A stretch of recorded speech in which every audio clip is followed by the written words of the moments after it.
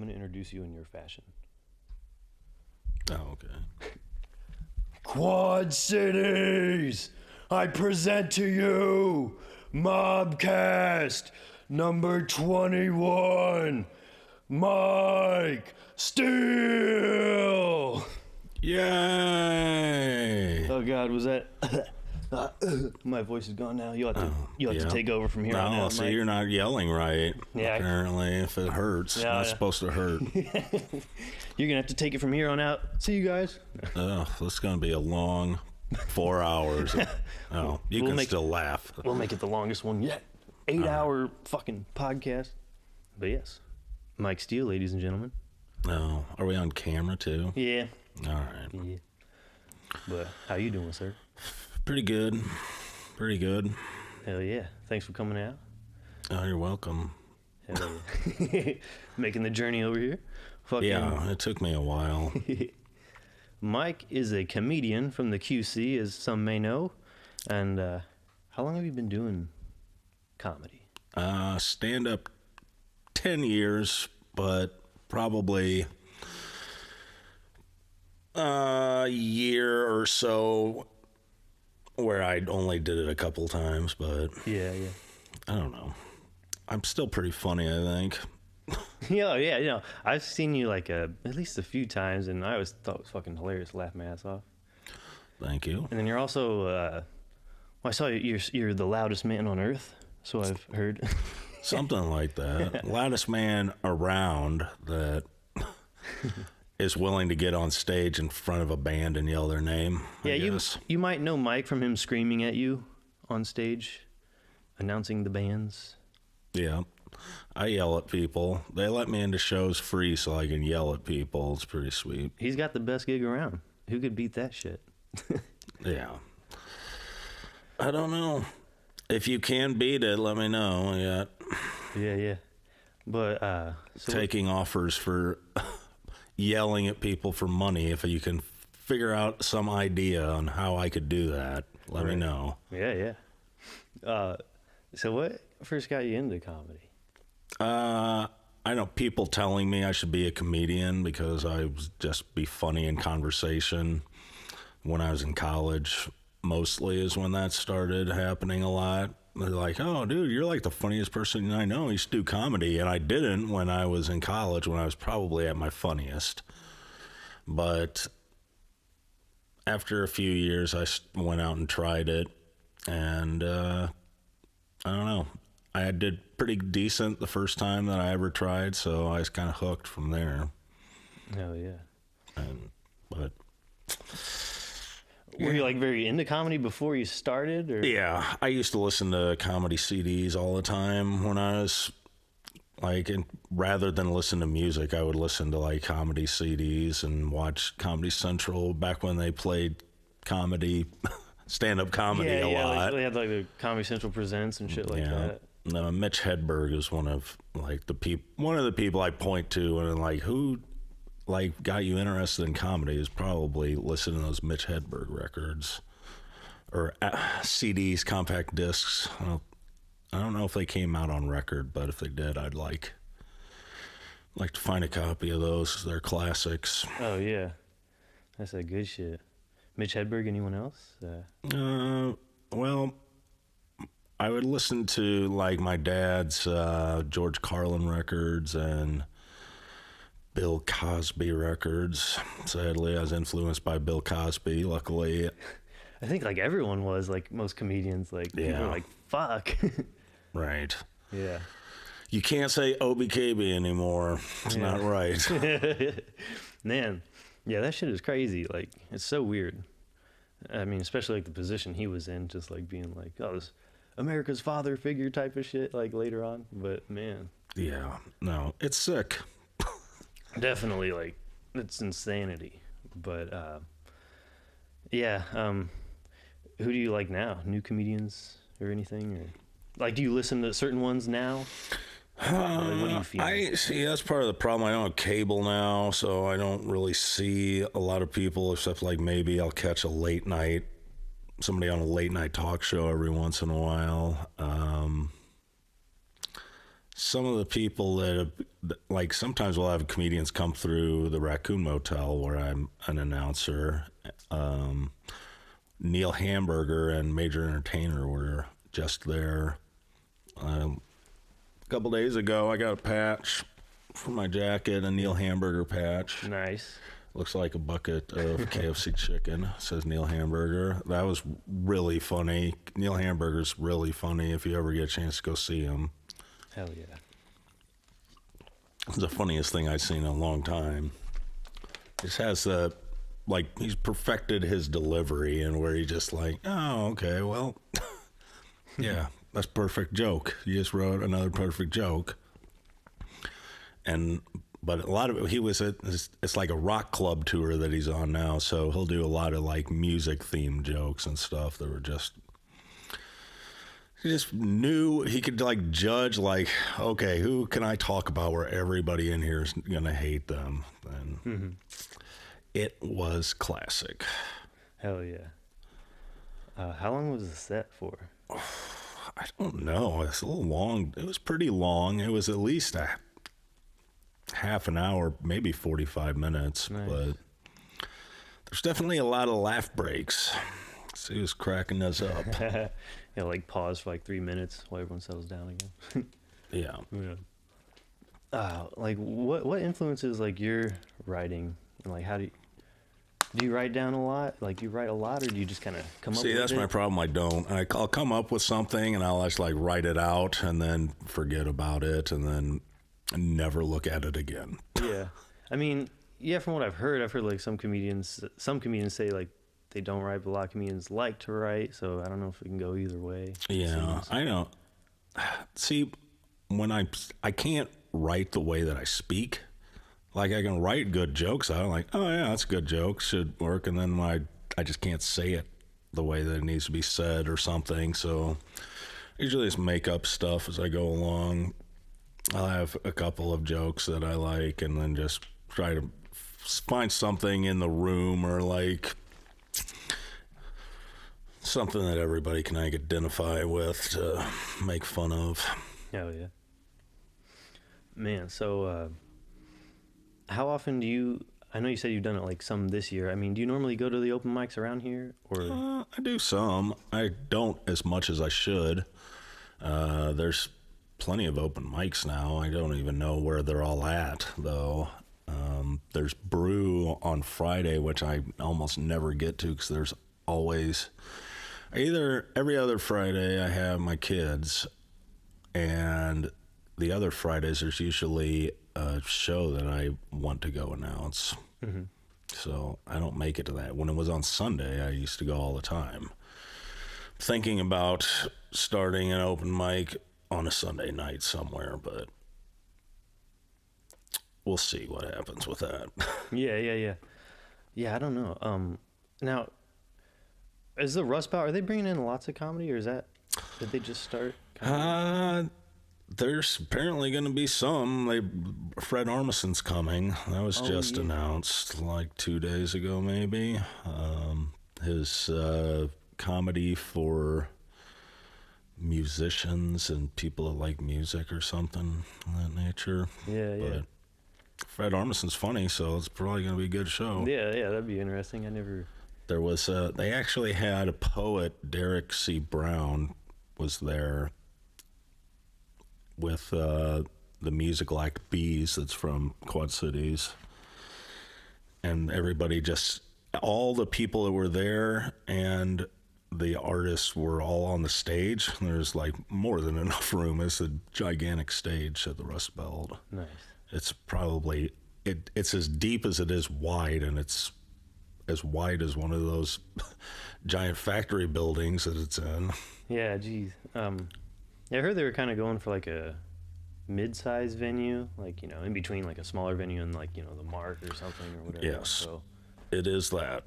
It is huge, though. I think that, I don't know, it feels like more than 4,000 people would fit in it, but I don't know if that'd be enough bathrooms for everybody if there was like more than 4,000. Or that's just as many as allowed by the firemen and shit or whatever yeah, tell you to do. Yeah, I'm not sure where they got that number from, because there was 1,500, or I don't know, somewhere between 1,500 and 2,500 people there the day that it opened, and it wasn't half full, it didn't look like. Not to me, but... Yeah. Well, that's dope. Yeah, hella big shows and shit. But, are you originally from the QC yourself? No, I originally am from Maryville, Tennessee. It's pronounced Merville. If you're from Maryville, you'll know that I'm not lying because I know how to say it right. But, yeah, it's just outside of the Smoky Mountains National Park in eastern Tennessee, between there and Knoxville. But I only lived there till I was 8. So I got to live in that backwards paradise for 8 years, and then I moved to Chattanooga for 9 months, and then moved to Sherrard, Illinois, which is just south of the Quad Cities, about half hour. So I've been in the area for a long time. And you said you were told you should do comedy in college? Yeah. And did you say you started in college as well, or No, you started later? I was told in college, like, everybody's like, you should do this. Like, you like it. You like watching the comedy, and you're super funny, do it. And I'm like, well, I'm too shy still, so I'm not going to. And then I took a semester off college right before I was going to be done with college, and got in a car accident and, like, kind of went crazy because I was just, like, cooped up for so long, like, didn't really have... It's just before you could get on the internet and, like, communicate with people easily if you were, like, confined to a bed for 8 months. Oh, Jesus. So, man, was it real bad and shit? Yeah, I busted. I got in a car accident, and then it's a long story, but I got in 3 car accidents in one night in the same car in 2 different locations, and I wasn't driving. I was a passenger, but I broke my spine. Like, I smashed one of my vertebrae. Jesus.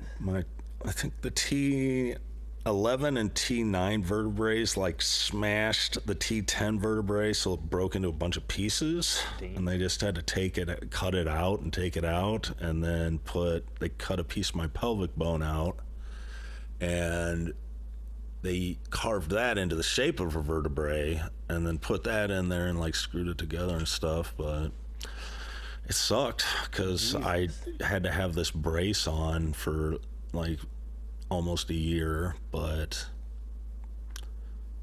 it doesn't really hurt or anything now, though. I can still do whatever. Yeah, well, that's good. How the fuck did you get in a 3 car accident in the same Well, night? my friend at the time had been drinking, and I didn't understand how much he had been drinking because apparently he was going on a bender. So when I was at the bar with my other friends, like, oh, I'll just get a ride home from this dude because he gives me rides home from this bar all the time. Yeah. And it's like way out of your way to take me home, but it's like kind of on his way home. So I just like, they're like, oh, okay. And then dude was like really drunk, but I was like, well, fuck it. Like, people drink and drive all the time. Nobody dies. Yeah. And he fell asleep at the wheel on the way home, or passed out drunk at the wheel on the way home because it was really foggy. So he was squinting and his eyes closed, and he just like... So like I grabbed the steering wheel because we were about to go straight on this, because we're on a straightaway when he fell asleep, and then we started to go around this turn, and he wasn't turning the wheel because he was asleep. So I started to guide it around the turn, and that woke him up, and he like jerked the wheel and went into the ditch. Damn. Smashed his car up pretty good. I don't remember anything that happened after that, but apparently we decided that it was okay for him to continue to drive his car so he wouldn't get a DUI. And so we were driving to my house, or we were driving to his house, which apparently, and we decided to turn around because the car wasn't going to make it to his house. We were just going to take it to my house. So instead of turning around in the circle driveway that we both knew was right next to where we were at, he decides to whip a U-turn. In the process of whipping the U-turn, the car stalls broadside in the middle of the road. Yeah. And as I said, it was super foggy. So we see like car headlights, and the guy that's driving gets out of the car and like runs into the ditch. I can't get out of the car for some reason, and the car just like slams into the car, and like I had my seatbelt off, so like I flew into the back of the car, and then another car came from the other, like they thought I was dead after that. Jeez. Like I was non-responsive at that point, and then another car came from the other way and hit that accident, and they had to cut me out with the jaws of life and everything. God damn. Yeah, that's fucking intense. And I woke up, like next thing I remember, I was in the hospital like a week later. How long has it been since the accident? Well, let's see, I think it was in 2002. It was in 2002, right after.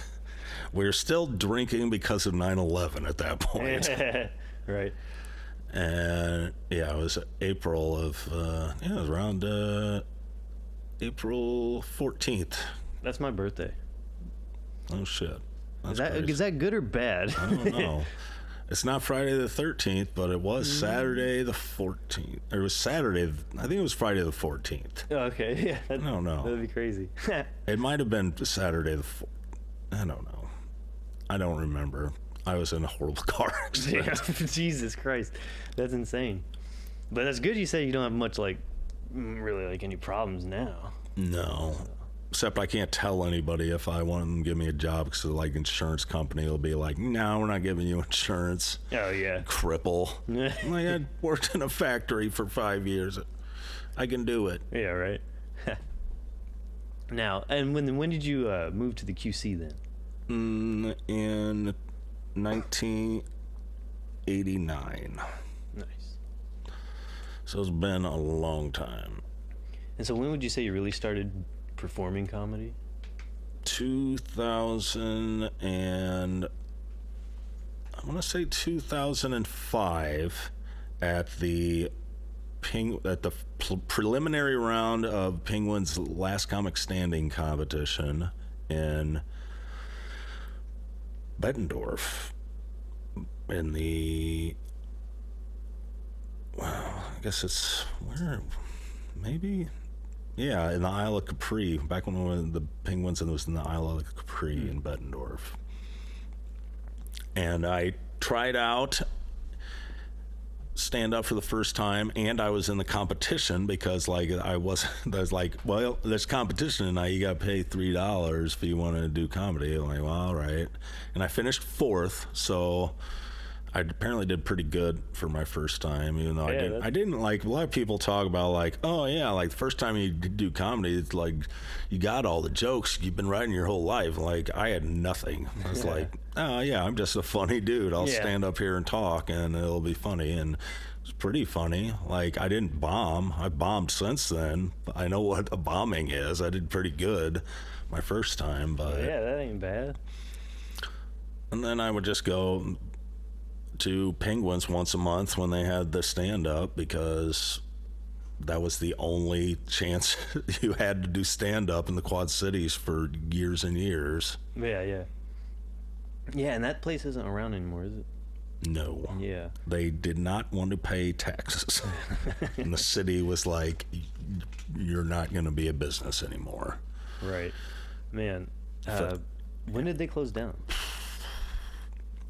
Say they closed down like 2015, maybe. Okay, yeah. It seems like it's been a while, but maybe. So, but by then, there were other places that were doing comedy by then, at least.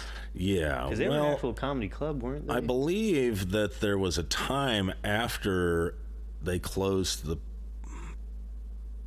I don't know. There might have been a time after they closed the one in Bettendorf before the one in Davenport opened, and. I don't know. Maybe it was well before that it closed. It's been a while. How long has the farmer's market. Been there, and I have no the freight idea. house. I'm so uneducated. Yeah. But in any event, them closing was like the best thing to happen because everybody started their own open mic, and then you could go and do stand-up like 3 or 4 times a week, different places. I did stand-up at 3 places on a Wednesday night once around that time because there was 3 different open mics that I could hit up. Hell yeah. That's pretty dope. Now, since you've started doing it here, comedy and everything, what changes have you noticed between when you started it versus now? Like the scene or anything? I don't know. It hasn't changed a whole lot. Like, when I started, it was a group of people, and about 2 or 3 years into me doing it, most of those people went away and a new group of people came in, and it's pretty much been that way for a while. Like I haven't seen there's been a couple of new people that are like, okay, yeah, you could potentially be a good comedian, like you have good stage presence, you just need to write some funnier jokes and then you'll be good. But I've only seen them, I don't know. I shouldn't even speak on the scene now because I'm not there often enough. Like, I'm hoping to make it to Andrew King's show at Boozy's tonight, Thursday night Boozy's. Monday night is the Broken Saddle in Moline, and Wednesday, yeah, I think that there's something in Cedar Rapids on Wednesday. I've only been to Cedar Rapids to do comedy twice, I want to say. And yeah, it was pretty fun, but that's such a drive. Yeah. Do you travel outside the QC much to perform? No, not really. Like, I enjoy doing that. I've thought about, like, when I do travel out to QC to perform, like, it's great. I usually get, like, the best response from people outside the Quad Cities because it's all people that have never seen me before. And that can be startling doing comedy where yelling without the microphone louder than you could yell into the microphone. Yeah. But people love it. Like, I went to Lost Nation, Iowa. It's a little small town in Iowa. It's because somebody knew somebody that owned a bar there, and they're like, we'll give you money to do stand-up. I'm like, all right, yeah, let's do it. I'm there. And I happened to be announcing a show at Codfish Hollow Barn the previous night, and so I just went to like some state parks that were between there and Lost Nation, and then showed up, but I was like a couple hours early, so I just drove around the town and like went to this little park that they had there and just found all like the ridiculous stuff about their town and then told it to them, and I think I'm mayor now. Like the mayor was there. I was Everyone like was kept there. making everyone give the mayor a round of applause because I was talking about the government. I said I saw on the way into town this is a DARE community, which means that you're probably on drugs. For those of you who aren't aware, the DARE program was a program where the federal government paid police to come into schools and tell children about drugs that they never would have heard about otherwise in their small town. Right? Yeah, that's a weird thing, fucking DARE. Yeah. But yeah, they loved it. yeah, so you're mayor now. I'm mayor of Lost Nation now. That's great. Muscatine is a great place to do comedy, weirdly. Like, I don't think of Muscatine as being like a place where there's lots of great performances or anything, or like anything to do, but as far as like live entertainment wise, but I'm sure I'm wrong about that, so my apologies to anyone. I know Closet Witch is from the band Closet Witch is from Muscatine, so I know that they've probably performed in Muscatine, but I don't know. People just seem like they were dying for entertainment, though. I just do the same thing that gets glassy stares in the Quad Cities down there, and people are wanting to have their picture taken with you after the show. Yeah, that's like a weird thing. I mean, because you'll hear about people that live here in the QC, they'll go, oh, there's nothing to do. Like, if people that don't know shit. It's like, there's always plenty of shit going on. It's like, there's shit to do. It just costs a small amount of money, and you don't have any. Yeah. Don't tell me there's nothing to do. There's something to... You can go to a show every night of the week in the Quad Cities for under $20. Oh, yeah. That's going to be awesome. Oh, yeah. And all kinds of different shit going on, like, a lot of the time. Like, but yeah, like you said, you can just get the glassy eye stare sometimes. Yeah, but. well, the Quad Cities has a reputation.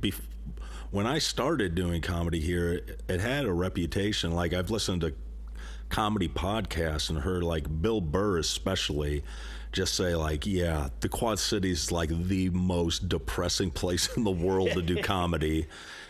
I don't know. It's just hard to get people to laugh here, I guess. But maybe that's it. Maybe I was born in the darkness of the Quad Cities, and if I go anywhere else, I'm just going to murder because it's so funny. I just didn't realize it because... Shit, you're going to have to go on tour now. Yeah. Well, after that trip to Lost Nation, I was thinking about it. It's like, all right, Iowa's got 99 counties, 99-day tour, one show in every county in Iowa. There you go. And I just drive around and go and check out the town beforehand.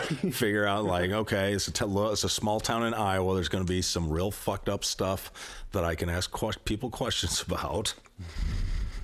Get everybody involved. Definitely.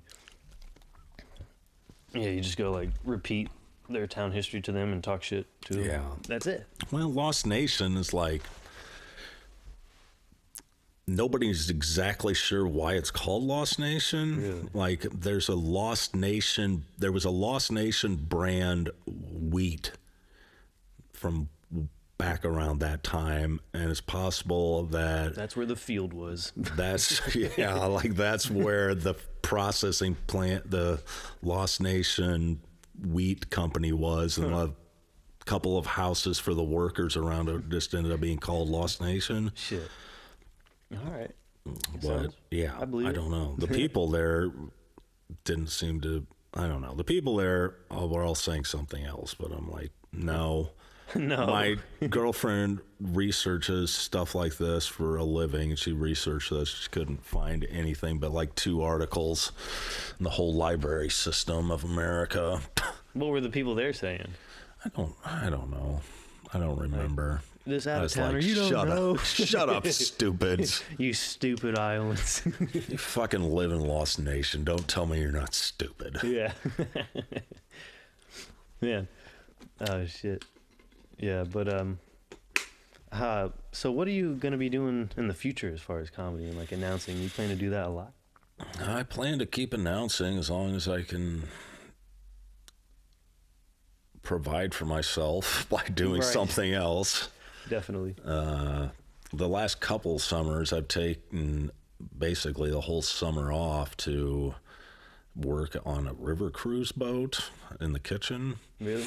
Which is, I don't know, it's fun. It's not like anything difficult, and you get to sit on a river cruise like 3 hours a day, like out on just watch the river go by and stuff. It's really relaxing and fun, but I cannot make it back to the Raccoon Motel in time to announce the show on the days that I'm in LeClaire and the days that I'm in Dubuque. I do have time to go to Codfish Hollow and announce shows there, but there's no way I could get back to the Quad Cities. Right. And there's a lot of shows this summer that I want to announce because I'll get to see the show for free and I'll get to meet the artists, and fuck yeah. It's a pretty sweet gig. Yeah, that's dope. Now you said you're working on the boat during the whole summer? Yeah. Does that mean you're like on the boat the whole time? No, I'm not on the boat the whole time. I'm on the boat for 8 to 12 hours a day. So there's not a lot of time to do a whole lot else. But yeah, I don't know. We'll see what happens. See if they give me a big enough raise to keep working on the boat. Right. You could just start doing comedy on the boat and then Yeah. bring shows to the boat shows. The clientele of the Twilight River cruise on which I work out of LeClaire, Iowa, is the oldest group of people you're going to meet outside of a nursing home. Like, I think there's like nursing home field trips. They go on the boat or something. Yeah. And they're like, oh, it's a tour group. And like, yeah, it seems like somebody got a bunch of people in their nursing home to go on a river cruise so they could go on it for free by being the guide. Yeah. And yeah, the average age of some of those cruises is probably 75 years old. Yeah. It's like a lot of people are like, I want to be outside, but all I can do is sit. Yeah. Like, well, let's put you on a boat and you'll be able to see different stuff. They'll love it. It's like you're old, you'll feel like your grandparents back in the 1800s or whatever. We'll feed you some good food. Yeah. Like there's 2 snacks and 3 meals per 12 hours. So, Like you said, very relaxing. yeah. Do you have to be in a relaxed mood or like an aggressive mood to do comedy? Nah, I don't know. I feel like aggressive mood is better. You don't want to can't be too relaxed because then people, like, the audience will turn on you for, I don't know, especially if somebody yells something out or something. It's like, ugh. You got to be in control of the room kind of to a degree if it's going to go good, I guess. If you don't care if it goes well, you can be as relaxed as you want. Yeah. I know you said you're working, but like if you're just like on the boat the whole time, just like hanging out, chilling, and then you come off the boat trying to do comedy, it's like, I'm too relaxed, you guys. Oh, yeah. The thing about the boat is the head chef in the kitchen that I work in loves to listen to true crime podcasts. And so, like, I don't know. I'm like an expert on like horror films and true crime and serial killers now, even though I did not have an interest in that really before. Against my will. Against my will, like, guess I'll go to the horror trivia night because I'm going to do good, but I don't want to hear about all this stuff again. No, yeah, you can bring that shit up in your act. Talk about true crime or some shit. Yeah, no.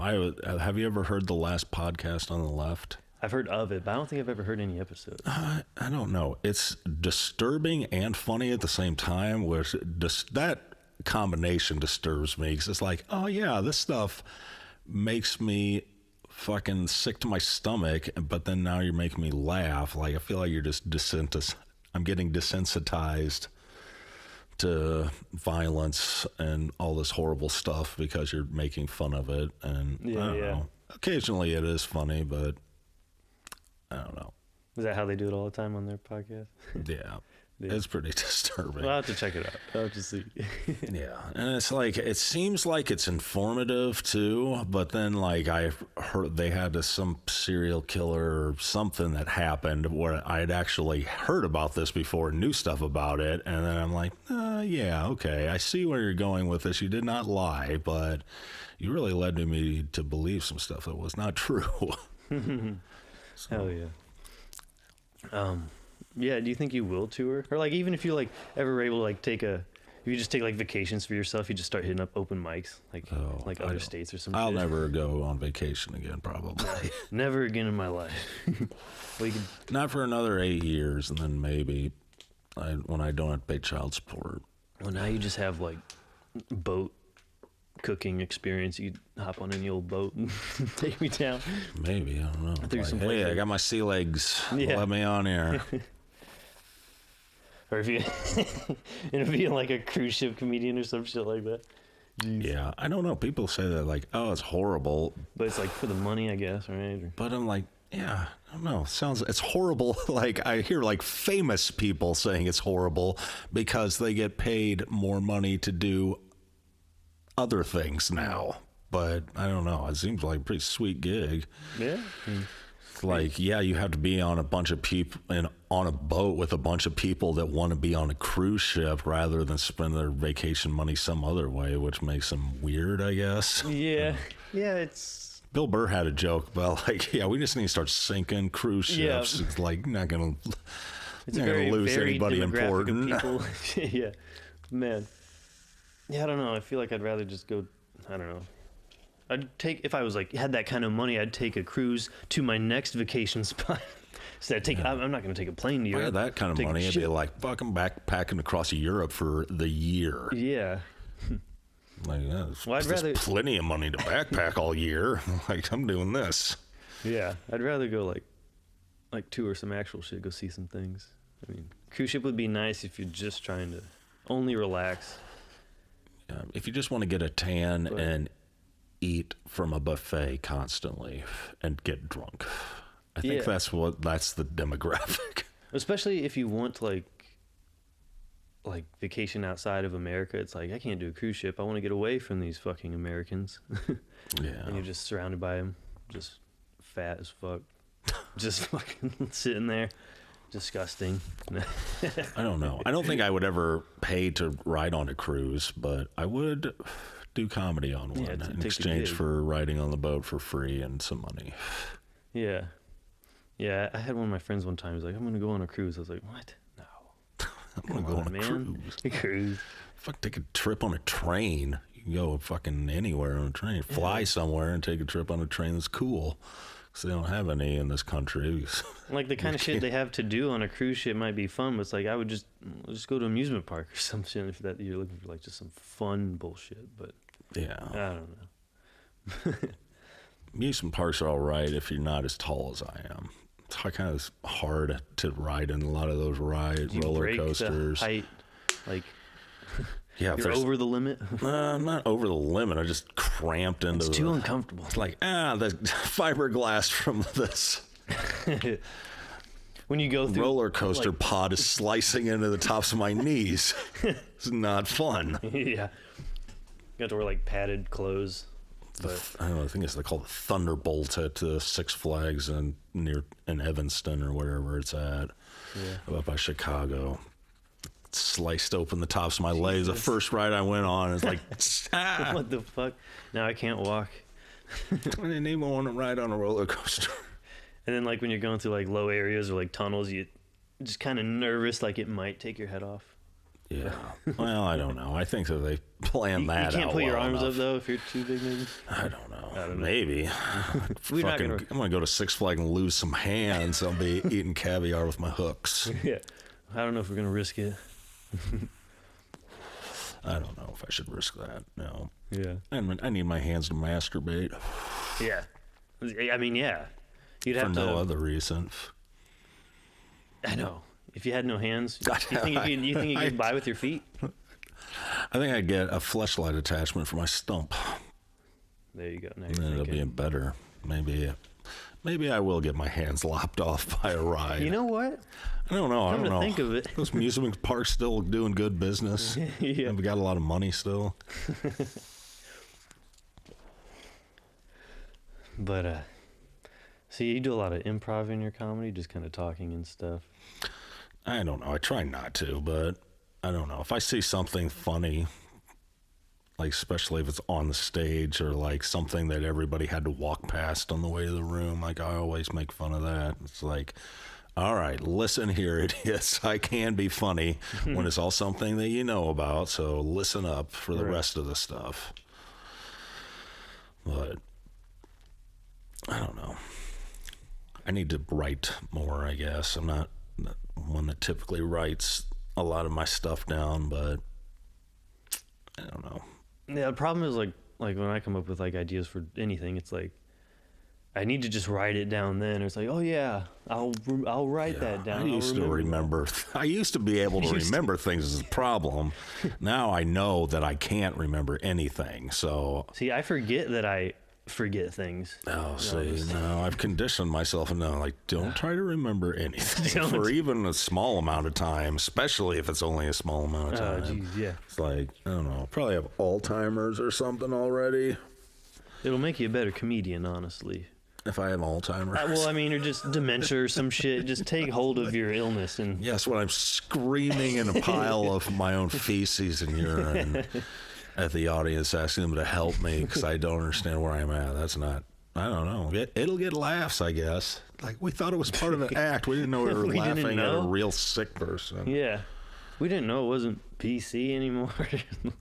But yeah, you think you'll want to keep at comedy for like a long time? Oh, I imagine that if there's a stage where near where I'm at and I'm not doing anything else, I'll be there. Hell yeah. I still like doing it. I need to come up with some fresh jokes. I'm like sick of telling the jokes that I've been telling for a while, like when I haven't been going, like, I don't know. I just don't go about my process the right way. Like, if I recorded every set that I've ever done and like could go back and watch all of it and like, oh, it's like this did good here, this did good here, and oh, I did that tag that was really good. Like, I'd have a couple hours of comedy probably, but a lot of it's just in the ether now. Like, I do have, I don't know, I have taped some sets and stuff, but not nearly a fraction of what I should have. You see, you try and write a little bit, you just want to do it more. Try to write more. Yeah, I wrote some stuff the other day. I'm like, oh yeah, that sounds good. Because when you write it down, you can like, okay, this is the punchline, so this word here at the end has to be a funny word. Can't be ending with a conjunction or anything. It has to be flapjack or something like that. Yeah, I was wondering, because like when you write, do you have to like be in a certain mood or zone or like do something specific? I have to be in a certain mood to do about anything. I don't know. Like, sometimes I don't know, a lot of times it'll just come to you when you're on stage. You just got to remember to write it down afterward, but I should just tape it.